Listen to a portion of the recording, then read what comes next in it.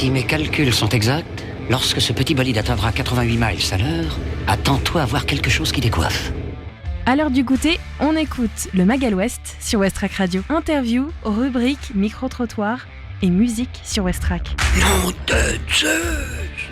C'est l'heure de votre Magal West. Il est 17h, bienvenue dans votre émission sur Westrack Radio. Une heure d'information à commencer par votre météo. Aujourd'hui, elle s'annonce pour cette fin de journée assez nuageuse, voire pluvieuse.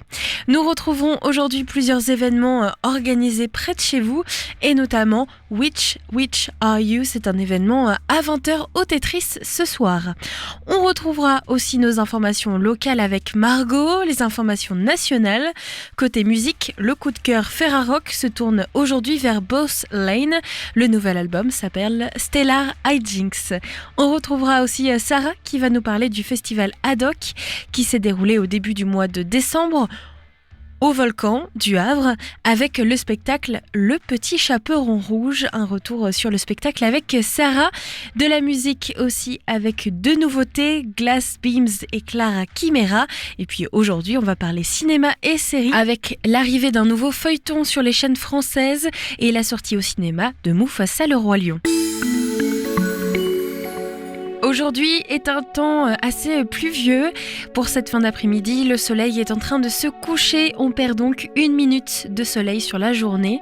Cette fin d'après-midi est donc assez fraîche, température 13 degrés, ressenti 10. Le vent est tourné vers le sud-ouest et dépasse les 32 km/h. Ce soir au Havre, il y aura quelques petits nuages et pas mal d'éclaircies. La température va retomber à 12 degrés, ressenti 10. Un vent qui devrait atteindre en moyenne les 31 km/h direction sud-sud-ouest. Pour votre journée de demain, jeudi, la pluie sera parmi nous. Pensez donc à prendre votre parapluie. Le soleil se lèvera à 8h52 et se couchera à 17h01. Dans la matinée, attendez-vous à de la pluie. La température va retomber à 9 degrés, ressenti 5. La force du vent va osciller aux alentours des 41 km/h direction ouest-nord-ouest. L'humidité relative de l'air sera de 84%. Dans l'après-midi, attendez-vous à de la pluie. La température sera de 8 degrés, ressenti 3. Le vent devrait atteindre en moyenne les 33 km/h direction nord-ouest. En soirée, il va pleuvoir. La température sera de 8, ressenti 3. Et le vent devrait atteindre en moyenne les 37 km/h direction nord-nord-ouest. Avant de retrouver le coup de cœur Ferrarock, c'est Boss Lane, on retrouve les informations locales sur Westrack.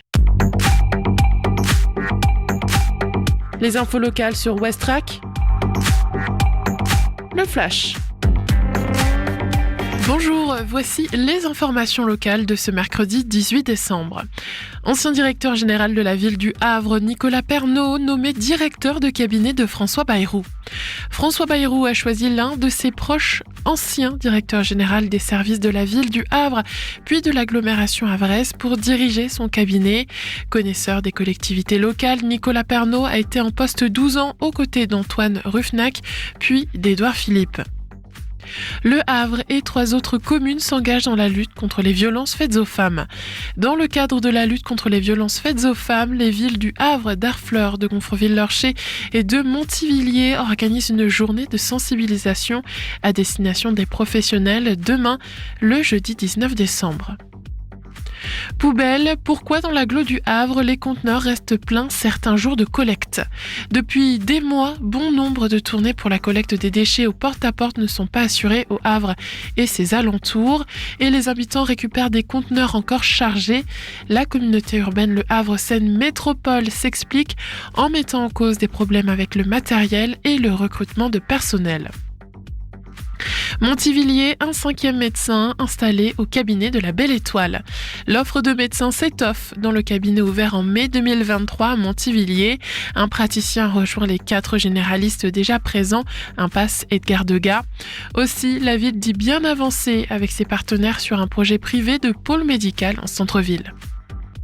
Le festival Playmobil de retour au Pasino du Havre en mars 2025. Après 2 premières éditions couronnées de succès, le festival Playmobil reprendra ses quartiers au Pasino du Havre du 7 au 9 mars 2025, avec notamment une fresque consacrée aux Misérables de Victor Hugo. Merci de votre écoute. Le journal continue avec l'actualité nationale et internationale. Bonsoir à tous. La justice déclare illégale 4 méga-bassines, notamment celle de Sainte-Soline dans les Deux-Sèvres, théâtre d'affrontements violents entre des militants de la cause environnementale et les forces de l'ordre. Selon la Cour administrative d'appel de Bordeaux, ces bassines menacent la survie d'une espèce d'oiseau protégé, l'outarde canepetière. Les autorisations sont donc jugées illégales, faute de dérogation. Nicolas Sarkozy, définitivement condamné à 1 an sous bracelet électronique.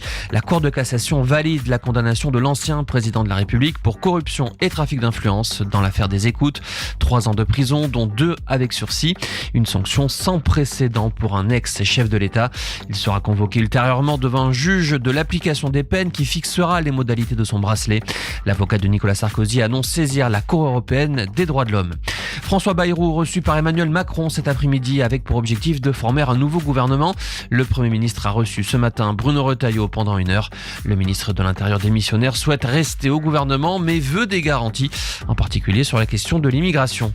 Emmanuel Macron à Mayotte demain après le passage du cyclone Chido qui a ravagé l'archipel. Selon l'Elysée, le chef de l'État se rendra sur place avec une délégation très restreinte pour permettre d'acheminer 4 tonnes de fret alimentaire et sanitaire ainsi que des membres des forces de secours. Par ailleurs, le préfet de la Réunion indique que 200 containers d'aide seront livrés par la mer d'ici dimanche dans le cadre du pont maritime entre la Réunion et Mayotte. Il avait failli en venir aux mains avec un de ses collègues socialistes. Fin novembre, le député MoDem Nicolas Turquois, sanctionné d'un rappel à l'ordre. Il sera privé d'1/4 de son indemnité pour 1 mois. Un député LFI affirmait également avoir été menacé. Les débats sur l'abrogation de la réforme des retraites étaient devenus très houleux. Et puis le retour de Parcoursup, la plateforme d'orientation ouvre aujourd'hui avec 23 000 cursus disponibles. Les candidats pourront formuler leurs vœux à partir du 15 janvier et ce pendant 2 mois. Excellente fin d'après-midi. Des idées sorties pour cette semaine ou ce week-end pour te culturer sur Westrack Radio. Parmi les événements ce soir, un à noter, c'est un spectacle Which Witch Are You, drôle de type qui débarque en sabots, perruque Louis XIV de travers, maquillage de clown et veste fermée par un porte-manteau. Il prévient d'emblée qu'il y aura des longueurs et beaucoup d'à peu près. Seul en scène avec Fred Blin, esquisse piteusement, pas de danse et numéro de cirque. C'est à 20h au Tetris, tarif 12 et 15 €. Arthur fête Noël, c'est ce soir à 18h au Petit Théâtre, rue du Général Sarail. L'entrée est libre dans la limite des places disponibles. Les chorales du conservatoire Arthur Honegger avec les musiciens de l'orchestre Harmonie Junior de la ville et d'autres vous dévoilent des œuvres autour de la thématique de Noël. Enfin, dernier événement, on est ensemble, un spectacle au Carré des Docks avec Inès Reg qui présente son nouveau spectacle à 20h ce soir. Il reste encore des places, tarifs 35 et 45 €. Réservation sur le site doclehavre.com ou au 02 32 92 52 52. Westrack et la Fédération des radios associatives Musiques Actuelles, la Ferrarock, vous partagent la découverte musicale du jour.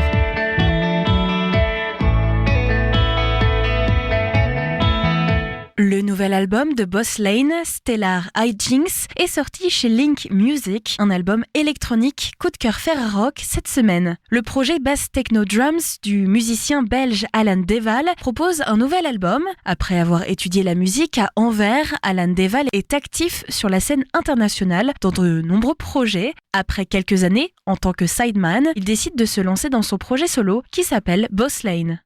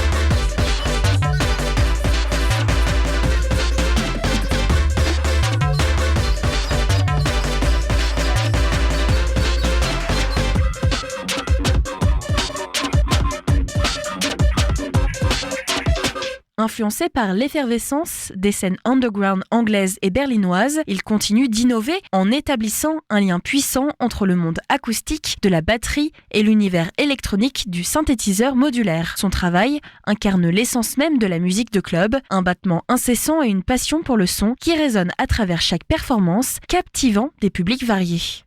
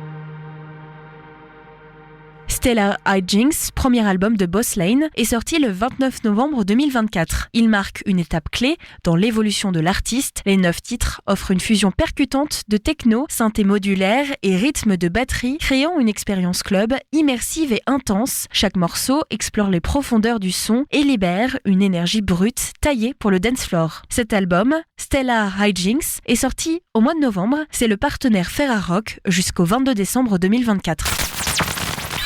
Le Mag à l'Ouest, info, divertissement et bonne humeur sur Westrack. La Ferrarock a repéré pour vous cet album Stellar Hijinks de Boss Lane. Vous venez d'écouter 2 titres, Ascend et Young Last. Si vous souhaitez les ajouter sur les plateformes de streaming ou vous rendre sur le site de la ferrarock.org pour découvrir l'album en entier, mais on aura l'occasion d'en reparler vendredi et de découvrir 2 titres inédits. Sarah s'est rendue au festival Ad Hoc au début du mois avec le spectacle Le Petit Chaperon Rouge. Elle nous fait un retour sur l'événement et sur la réception du public très jeune. Hello, c'est Sarah sur Westrack. Dans le cadre du Ad Hoc Festival, on se retrouve aujourd'hui au Volcan pour la représentation du Petit Chaperon Rouge par le collectif Das Plateau, collectif qui a décidé de nous présenter une version adaptée du conte du Petit Chaperon Rouge, une mise en scène signée Céleste Germe. Nous sommes juste avant d'entrer dans la salle. Les enfants sont en train d'arriver pour s'installer, prêts à regarder le spectacle.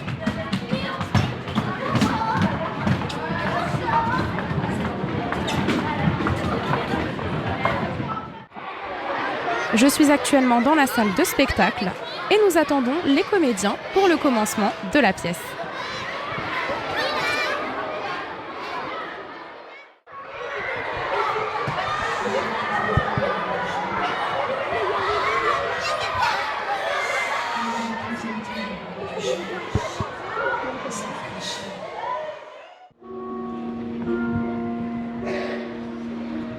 Sa mère lui dit un jour: viens par ici, petit chaperon rouge. Tiens, voilà un morceau de gâteau et une bouteille de vin. Va les porter à ta grand-mère qui habite à l'extérieur du village. Elle est malade et affaiblie, et cela lui redonnera des forces. Mets-toi en route avant qu'il ne fasse chaud. Et quand tu sortiras du village, marche bien gentiment. Et ne t'écarte pas du chemin, sinon tu tomberas et tu casseras la bouteille et ta grand-mère n'aura rien. Si j'apporte à ma grand-mère un bouquet fraîchement cueilli, cela lui fera plaisir aussi. Il est si tôt que je serai quand même à l'heure. Elle s'écarta donc du chemin pour s'enfoncer dans la forêt et se mit à chercher des fleurs. L'orchidée!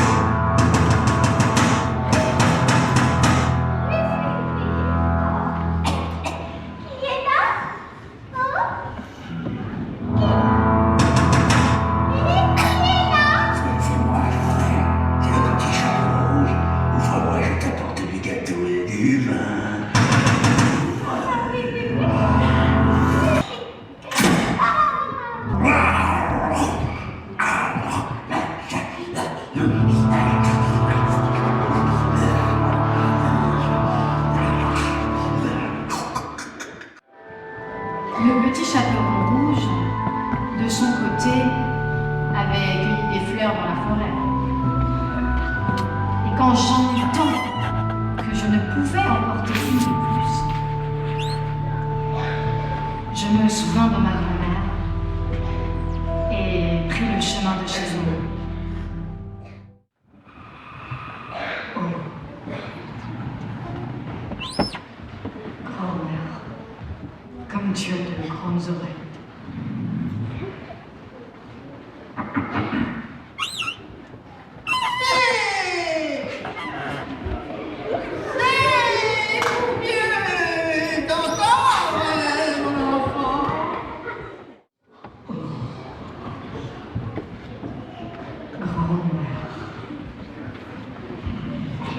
Comme tu as de grandes mains.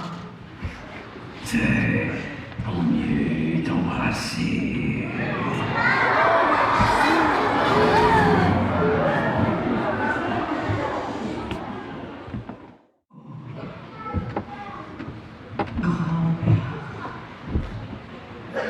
Comme tu as une gueule grande et effrayante. C'est pour mieux te dévorer.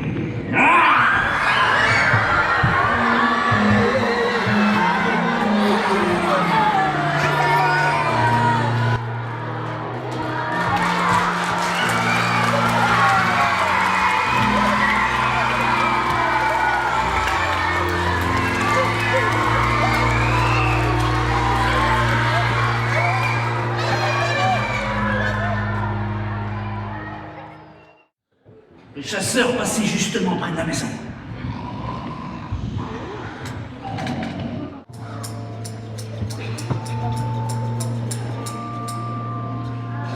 Excusez-moi.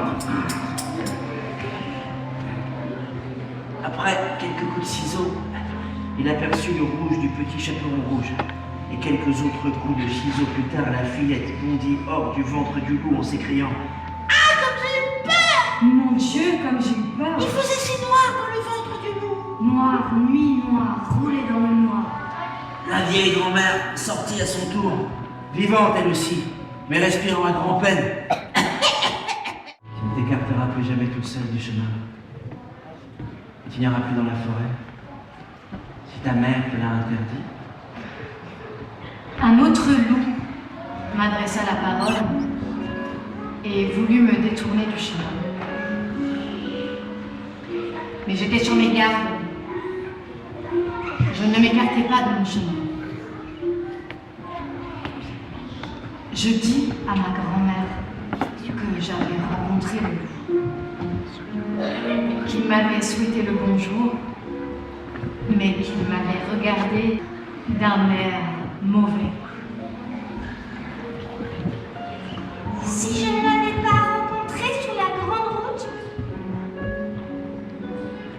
Si je ne l'avais pas rencontré sur la grande route, il m'aurait dévoré. Viens, me dit ma grand-mère. Nous allons fermer la porte à clé pour qu'il ne puisse pas rentrer.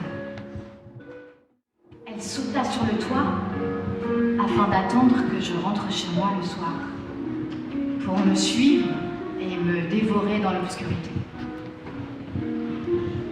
Mais ma grand-mère avait compris ce qu'il avait derrière la tête. Petit chaperon rouge. Hier, j'ai fait cuire des saucisses. Prends le seau et va vider dans la cuve l'eau de cuisson. Je portais de l'eau jusqu'à ce que la grande cuve soit remplie à ras-bord. L'odeur des saucisses monta alors jusqu'au nez du loup, qui se mit à renifler et à regarder en bas. Et finalement, il allongea tellement son cou qu'il ne put plus se tenir et qu'il se mit à glisser. Il glissa du toit, tomba tout droit dans la grande cuve et se noya. Quant au petit chaperon rouge, elle rentra joyeusement chez elle. Et personne ne lui fit plus jamais de mal.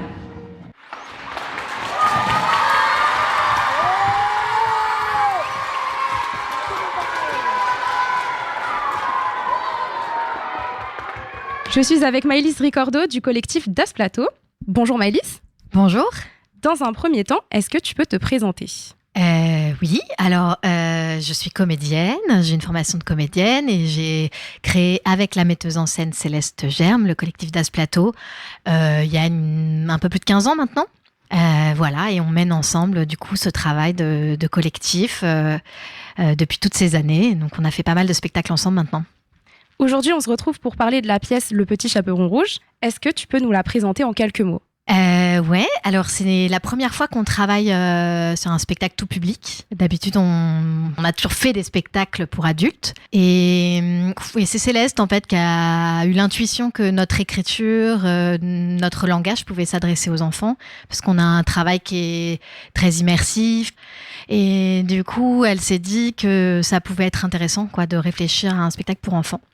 Et puis, assez vite, moi, j'ai pensé au Petit Chaperon Rouge. Et voilà, et Céleste trouvait que c'était super aussi. On a cherché les versions, et parce qu'on avait envie que ce soit une petite fille, quoi, ça nous intéressait, ça. Et il n'y a pas tant que ça de contes avec des héroïnes. Et puis, il y a eu la question des versions. D'abord, on a lu Perrault, et ça nous a pas du tout plu, cette fin dans Perrault. Et puis, Céleste est tombée sur la version des frères Grimm. Et en effet, quand elle me l'a envoyé, on s'est dit, oh là là, c'est incroyable, on connaît pas cette deuxième fin, en fait. On connaît souvent la fin de Perrault. Ça pourrait être magnifique, quoi, de porter cette version-là sur la scène. C'est ce que j'allais te dire, Le Petit Chaperon Rouge, ça a traversé les âges et ça a été raconté de nombreuses façons, comme tu l'expliquais très justement. Et votre spectacle, c'est vraiment une approche plus submersive et féministe. Alors, comment ça se reflète concrètement dans la mise en scène ? Alors, subversive et féministe, en fait, nous, on a eu l'impression vraiment de lire le conte. Enfin, on n'a pas eu l'impression de faire une nouvelle version. C'est simplement, par contre, cette deuxième partie, finalement, cette dernière partie, plutôt pas deuxième partie, mais la fin, en fait, elle est tellement méconnue que d'un coup, on réentend le conte différemment. Et en effet, chez les frères Grimm, le conte est en lui-même beaucoup plus féministe, puisque la petite fille trouve de l'aide auprès de sa grand-mère, donc auprès d'un adulte, et ensemble, dans cette force de sororité, elle trouve la force, en fait, de s'en sortir, de se sortir des griffes du loup. Du coup, en soi, ça, c'est féministe, en effet. Et elle sort vainqueur et voilà, et elle peut aller se promener, et c'est pas en fait aussi les inversions de culpabilité, à savoir de dire au Petit Chaperon Rouge qu'il faut pas qu'elle aille se balader si sa maman lui dit de ne pas y aller, comme si c'était de sa faute, en fait, s'il lui arrivait des malheurs sur le chemin, sur les sentiers profonds, alors que ce n'est pas de sa faute du tout, et que voilà, c'est évidemment la faute du loup, quoi.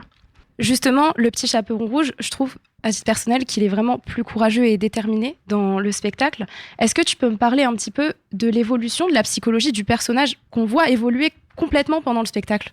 Merci déjà.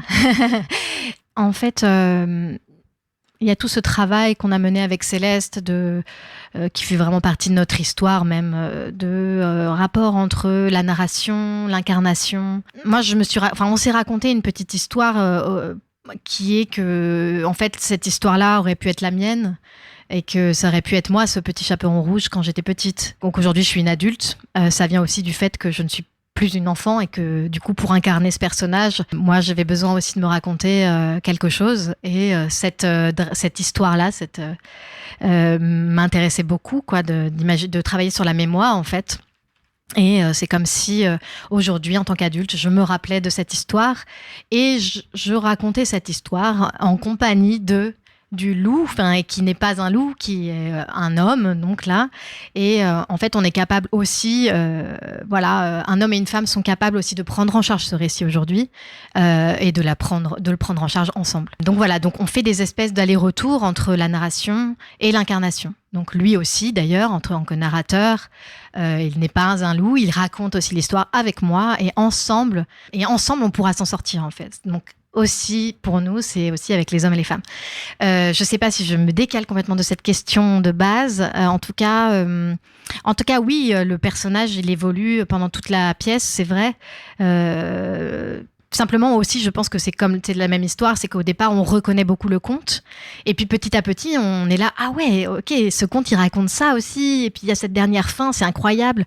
Et puis, nous, on a appuyé, évidemment, sur la question du féminisme, on l'a appuyé, c'est vrai, c'était par rapport à ta question de tout à l'heure, avec la dernière fin de la fin, qui sont 2 images, en effet, à savoir, je mets le loup cousu, qui est une référence à la première image du petit chaperon rouge qu'on coud, et donc de ce loup, de cette peau de loup qui pourrait être cousue et portée comme un costume, de la même manière que le petit chaperon rouge porte le chaperon rouge en costume. Et puis surtout, peut-être, je ne sais pas si c'est surtout, mais en tout cas ces deux images-là qui travaillent ensemble, le fait de transmettre cette peau de loup à la petite fille, puisque aujourd'hui je suis une femme et je suis en l'occurrence maman, et donc je transmets cette histoire à mon enfant aux enfants. Voilà, en transmettant cette peau de loup, c'est comme lui transmettre aussi cette histoire et la force aussi peut-être aujourd'hui pour traverser les forêts en conscience. J'allais rebondir justement sur l'idée de transmission que j'aime beaucoup, de jouer cette pièce à des enfants et de leur transmettre quelque part. Tu parlais de toi, de ton toi enfant, tu t'es mis à la place du petit chaperon rouge quelque part. Et du coup, je trouve ça hyper beau de le transmettre aux enfants d'aujourd'hui. Donc, merci pour ça. Je te propose qu'on parle un petit peu des autres personnages, entre guillemets. La forêt, déjà pour commencer, qui est hyper impressionnante. Alors, les auditeurs qui n'ont pas vu la pièce, on va essayer de leur expliquer un petit peu. C'est un peu un personnage du spectacle pour moi. Enfin, en tout cas, je la trouve très cruciale. Est-ce que tu peux m'expliquer comment tu l'as travaillé avec Céleste Germe, symboliquement et visuellement ? La forêt, ouais, en effet, elle est très présente à l'image. Il y a tout un système, en effet, ça va être peut-être compliqué d'en parler comme ça à la radio si on n'a pas vu du tout, mais en tout cas, il y a un système de miroir, c'est un miroir sans teint, et donc il y a une image aussi derrière. Une projection vidéo, et on projette à la fois sur l'écran derrière la forêt, entre autres d'ailleurs, il y a aussi d'autres images, mais pour parler de la forêt, et aussi une toile en fait qui est imprimée et qui se reflète en fait dans un miroir qui est à 45 degrés, et donc ça crée une vision d'optique, et les deux images se mélangent en fait. Donc en effet, c'était pour incarner cette forêt profonde. Et puis on l'entend aussi cette forêt par les mots. C'est les mots d'Olivier Cadiot, qui est un poète, et on a repris en fait des extraits de son texte qui nous semblaient très pertinents par rapport au petit chaperon rouge. Justement, j'allais t'en parler de la scénographie qui mêle filtre et miroir pendant le spectacle. On va parler aussi de la musique. Vous avez combiné plein d'éléments, donc lumière, musique. Est-ce que tu peux m'en parler un petit peu ? Le travail d'immersion, en effet, se fait par l'image, la lumière, bien sûr, parce qu'il y a tout un travail de lumière très travaillé entre la lumière devant, la lumière derrière pour faire apparaître des choses. Et puis la musique, en effet, qui est composée par Jacob Stambach, qui est un des membres fondateurs du collectif, donc depuis toujours, et qui compose assez en amont, en fait, du travail et des répétitions, la musique. Et là, il est venu avec ce matériau-là, avec une inspiration un peu comme Pierre et le Loup, où les instruments en fait sont en lien avec chaque personnage. Et donc il y a la harpe pour le petit chaperon rouge, le trombone pour le loup, et il y a l'orgue qui est assez étonnant, mais qui prenait en charge cette histoire ancestrale qui traverse les générations et les générations.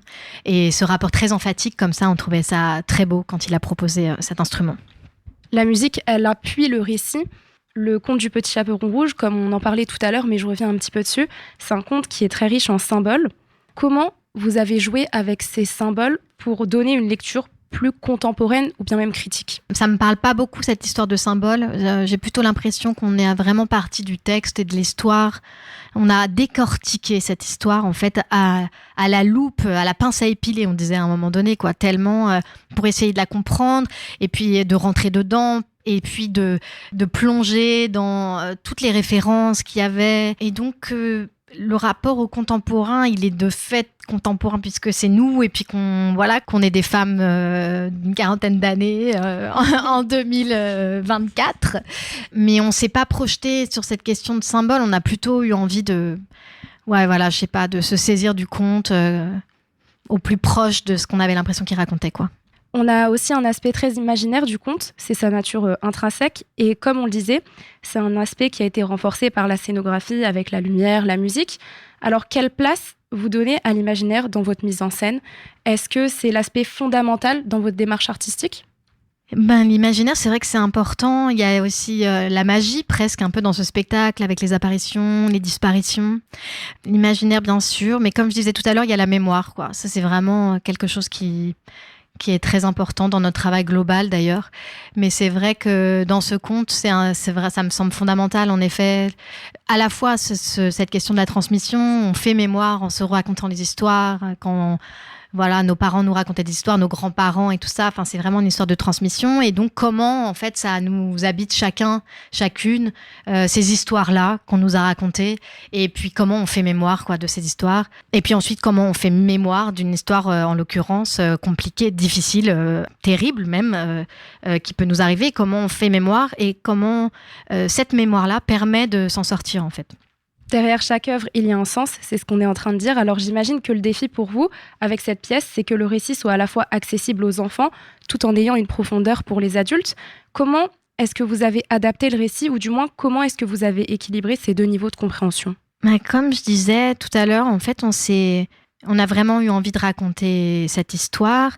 Enfin, je pense que les enfants comprennent beaucoup de choses. Et il y a, en effet, quand on fait des représentations tout public, il y a une grande circulation, en fait, d'énergie, je pourrais dire, entre les enfants et les adultes, qui est magnifique.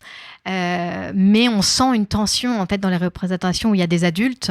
Parce qu'en effet, l'adulte, peut-être regarde le spectacle, en tout cas avec ses yeux d'adulte. Je sais pas, je pense pas qu'on s'est dit ça sera pour les adultes, là, ça sera pour les enfants. Enfin, c'est plutôt encore une fois, qu'est-ce que raconte ce conte, quoi, et qu'est-ce qu'il raconte aujourd'hui à nous tous et toutes, enfants, adultes, quoi, et voilà, et comment ça peut circuler. De l'un à l'autre, et je pense que les enfants, je le sens d'ailleurs de plus en plus. En fait, il y a aussi une culture féministe qui est beaucoup plus présente, par exemple, je pense pour les enfants d'aujourd'hui que moi quand j'étais enfant, et je pourrais même dire que je sens qu'elle évolue au fil des ans, quoi. Enfin, je veux dire, entre il y a 3 ans, on a commencé à jouer le spectacle, et aujourd'hui, j'ai en tout cas l'impression que les enfants entendent très bien tout ce que les adultes entendent, quoi. Il y a une harmonie, une synergie en fait entre les adultes et les enfants. Alors, après cette représentation, quel est le message ou la réflexion que tu aimerais que le public ait emporté avec lui, adulte ou enfant ? Aux enfants, en tout cas, c'est en effet, il y a quelque chose de très important. D'ailleurs, quand on fait des bords plateaux, on en parle avec eux, quoi. Un des grands messages, c'est s'il t'arrive quelque chose de grave, parle-en à un adulte de confiance. Si la première personne de confiance n'est pas la bonne personne, trouve une autre personne, un autre adulte de confiance, et à un moment donné, tu trouveras la bonne personne, et on t'écoutera, et voilà, et tu t'en sortiras. Maëlys, merci. Merci beaucoup d'avoir répondu à toutes mes questions. N'hésitez pas à suivre le collectif sur ses réseaux sociaux. Est-ce que tu peux les rappeler ? C'est Das Plateau, et on est sur Instagram. On est c'est un peu old school, hein. On est sur Instagram et Facebook, quoi. Ok, trop bien. C'était Sarah, et merci d'avoir écouté Westrack Radio. Merci Sarah.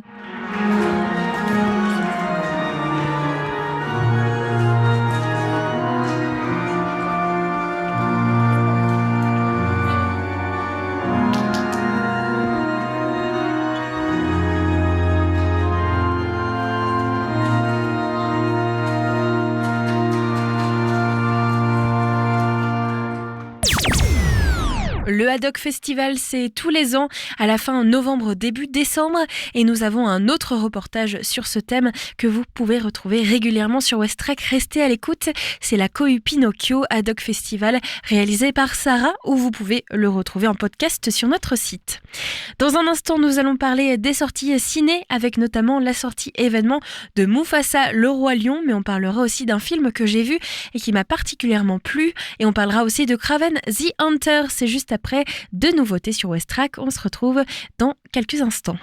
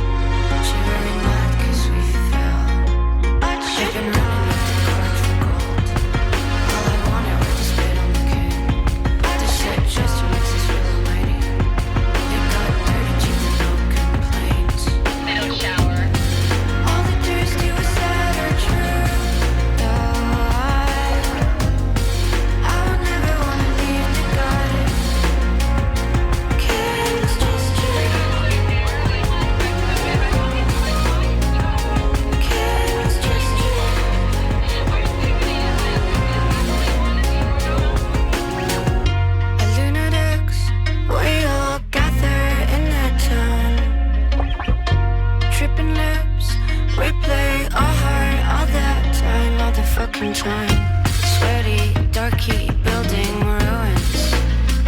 All along his eyes, the king swallowing their pride. By all means, sleepy dancing in the gutters. By all means, sleepy fooling at your doors.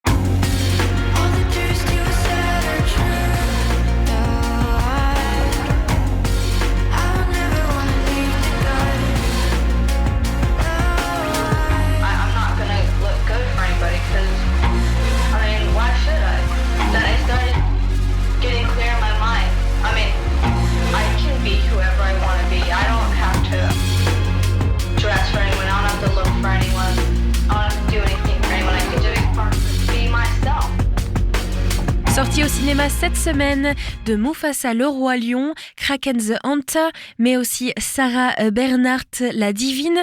On en parle dans un instant. On parle aussi du nouveau feuilleton qui va arriver prochainement sur les chaînes françaises.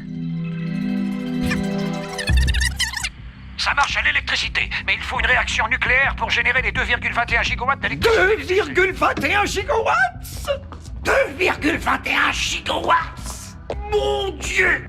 Monsieur Pignon, votre prénom à vous c'est François, c'est juste? Oui. Eh ben lui c'est pareil, c'est juste. Un grand pouvoir implique de grandes responsabilités. Parce que tu as la capacité émotionnelle d'une petite cuillère.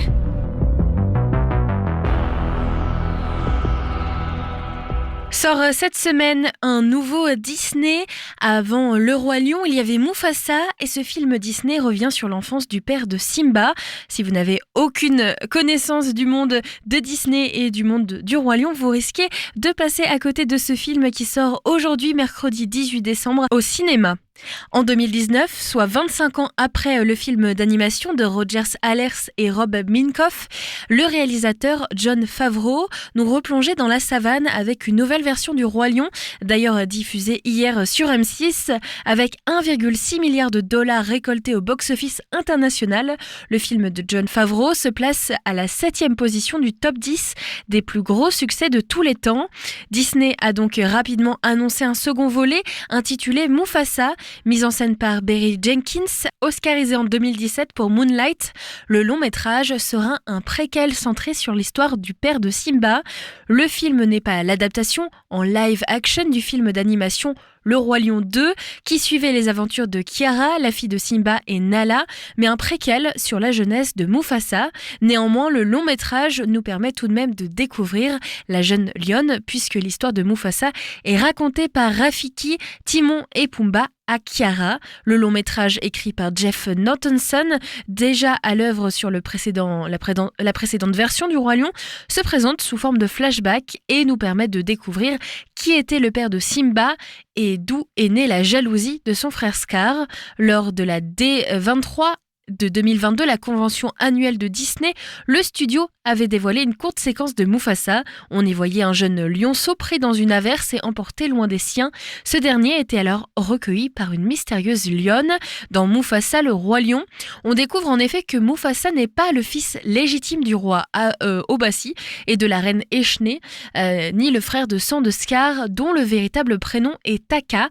Le film de Barry Jenkins nous permet donc de mieux comprendre la relation complexe qui existe entre Scar et Mufasa dès le début du Roi Lion. Au-delà de la relation entre les deux frères, le film montre également comment Mufasa et Taka vont faire la rencontre de ceux qui deviendront leur nouvelle famille.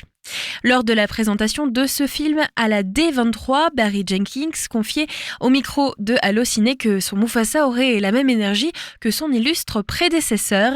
Mufasa le Roi Lion sort donc dans nos salles aujourd'hui et pour les fans, c'était donc un film très attendu. Hakuna Matata. Mais quelle phrase magnifique! Non, on l'a chanté sans arrêt pendant 6 ans. Mais qui l'a pas chanté? Il nous en faut une nouvelle.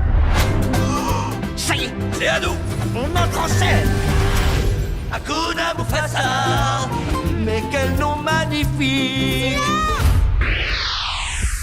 Incarné par Aaron Taylor Johnson devant la caméra de J.C. Shender, notamment connu pour A Most Violent Year, Craven est le nouvel adversaire de Spider-Man à avoir droit à son film solo, mais l'avait-on déjà vu au cinéma avant? Craven raconte la genèse sanglante et explosive de l'un des super-vilains les plus iconiques de l'univers Marvel. Craven, un homme dont la relation complexe avec son père, l'impitoyable Nikolai Krafinov, l'entraîne vers une vengeance aux conséquences brutales, l'appelant à devenir non seulement le plus grand chasseur du monde, mais aussi l'un des plus redoutés. Né de parents russes, il construit sa réputation de plus grand chasseur du monde en Afrique, en Europe et en Asie, grâce notamment à la potion d'un sorcier africain qui décuple ses forces et sa vitesse. Et c'est lorsque l'un de ses amis proches, le Caméléon, fait appel à lui pour vaincre un certain Spider-Man, qu'il débarque à New York pour vite devenir l'un des deux ennemis les plus redoutables de l'homme araignée. Un affrontement qui culmine dans le récit La dernière chasse de Craven, paru en 1987, à l'issue duquel le chasseur périt après avoir un temps cru qu'il avait vaincu Spider-Man. Son fils, Alyosha Kravinov, prend alors sa succession. Mon fils, nous sommes des chasseurs, les plus grands qui ont foulé cette terre. Охотник до сказки.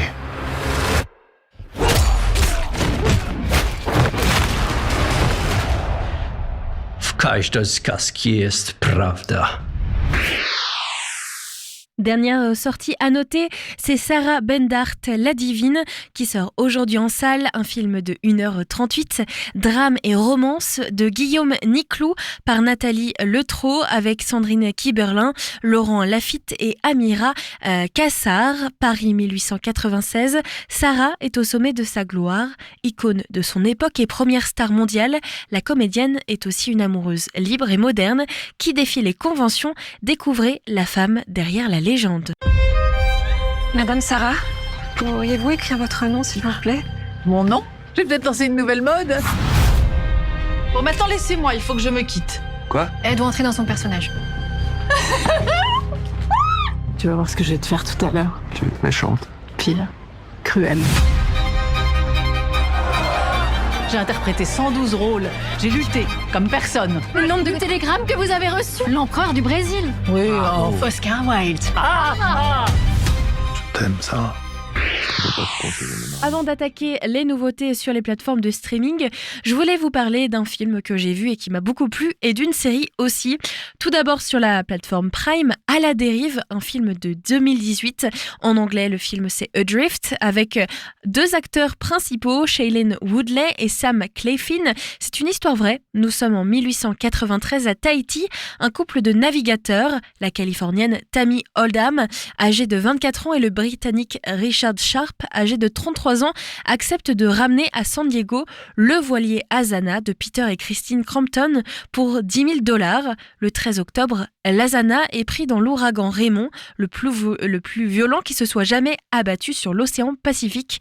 Le voilier chavire, tandis que Richard est projeté par-dessus bord.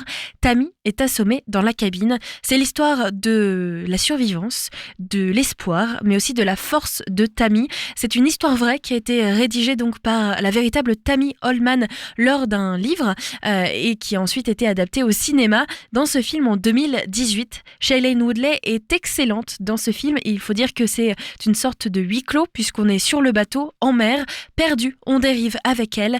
Elle doit se rationner et surtout protéger Richard qui lui-même est blessé sur le bateau. Comment vont-ils s'en sortir? Vont-ils réussir à survivre alors qu'ils changent de cap vers Haïti? Je vous conseille fortement ce film qui est stressant, poignant, mais aussi très émouvant. Et une autre découverte que j'ai faite cette fois, c'est sur la plateforme Netflix. C'est une série qui fait partie du numéro 1 Netflix, mais qui est aussi au cœur d'une polémique. On va décrypter ça ensemble. Je parle bien sûr de La Palma, qui raconte le destin de plusieurs personnes venues sur l'île de La Palma, dans les Canaries, pour fêter Noël. Ensemble, les personnages vont se croiser, mais surtout vivre un événement catastrophique, puisqu'une partie du pan de la montagne de La Palma va se décrocher et tomber dans la mer. ainsi détruisant un pan de la montagne, mais surtout créant une vague énorme, un tsunami, auquel les personnages vont bien sûr tenter de survivre. Il n'y a que 4 épisodes, c'est une mini-série. Alors les premiers épisodes sont assez fantastiques puisqu'on a une vraie force sur le suspense, on ne sait pas ce qui va se passer, les personnages sont dans des positions très compliquées bien sûr, et puis il y a ce croisement entre certains personnages qui je trouve est très intéressant et peu forcé, mais à partir du dernier épisode j'ai été un petit peu déçue sur le dénouement. C'est vrai qu'on est vraiment en pleine haleine sur ces épisodes, on attend qu'il se passe quelque chose et puis soudainement, finalement, il se passe quelque chose et c'est un peu rapidement résolu et c'est très gentil. Les personnages principaux vont rapidement survivre au plus dangereux des tsunamis et la manière dont cela se fait est assez étrange, mais je vous invite quand même à regarder cette série puisqu'elle est très intéressante. On y voit à nouveau, comme dans tous les films ou les séries catastrophes, les scientifiques qui tentent d'alerter, le gouvernement qui refuse et puis la force d'une famille qui essaye de survivre à partir de l'épisode 3. Je trouve que c'est très bien mené jusqu'à l'épisode 4 qui va bien sûr se terminer assez facilement. Il y a une polémique tout de même à laquelle je voulais réagir. En effet, le scénario catastrophe fait malheureusement écho à une tragédie vécue le 19 septembre 2021 sur l'île des Canaries. Le fait que la série s'inspire du drame n'est pas du goût des Espagnols touchés par l'éruption du volcan Crambe Vieja, depuis rebaptisé Tajo Gaite. Bien qu'il n'y ait pas eu de mort, des milliers de personnes ont dû être évacuées et des centaines de propriétés ont été ensevelies par la lave et les cendres lors de cette éruption en 2021. Sur X, anciennement Twitter, une internaute s'indigne que la série s'intéresse aux conséquences de l'éruption sur les touristes au lieu de parler des palmeros qui ont perdu leur maison.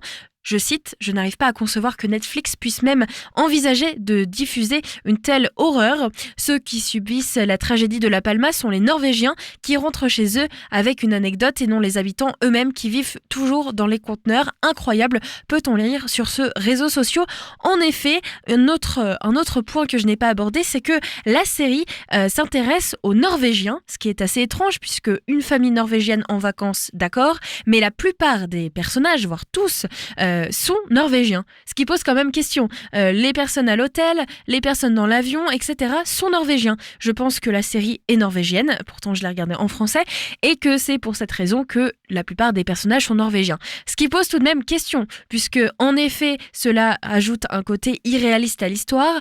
Tous les personnages qui se rencontrent sont norvégiens.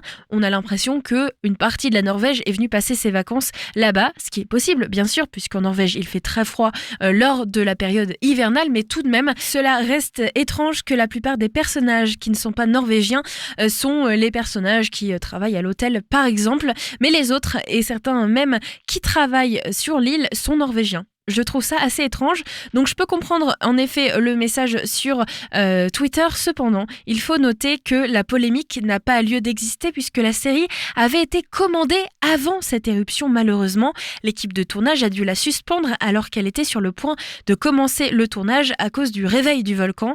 De plus, les défenseurs de La Palma estiment que la série a eu un impact positif sur l'archipel puisque plus d'1 millier de figurants et 300 techniciens locaux y ont participé, tandis que la série pourrait également inciter des touristes à venir visiter la région. Cependant, on peut comprendre le désarroi de cette habitante de La Palma et on comprend bien sûr que cela puisse être mal vu.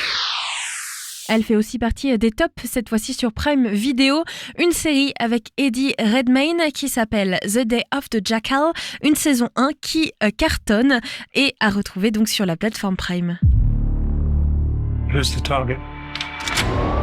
My clients need to know if you think it's possible. It'll cost.